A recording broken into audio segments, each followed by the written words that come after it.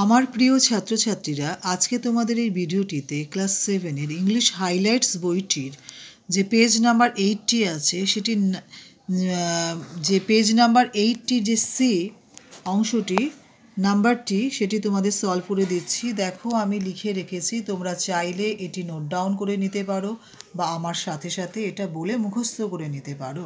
এটা 1 থেকে 7 পর্যন্ত আছে।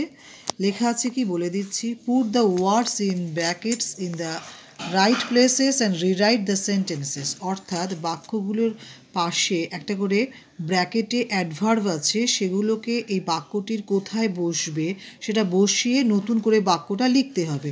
আমি আনসার রেডি করে দিয়েছি, তোমরা নোট ডাউন করে নাও, নাহলে মুখস্থ করে নিতে পারো।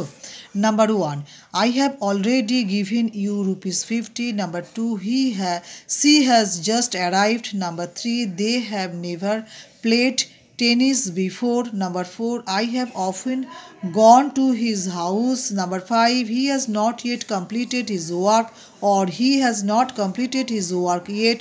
Number 6, till now the team have not reached the field. Number 7 হচ্ছে he has not done his home tasks as yet. অর্থাৎ ইয়েট মানে হচ্ছে অ্যাজ ইয়েট, কথাটার অর্থ হচ্ছে এখনও। Thank you for watching this video. যদি ভিডিওটি তোমাদের উপকারে আসে, প্লিজ লাইক, শেয়ার, কমেন্টস এবং সাবস্ক্রাইব করতে ভুলো না।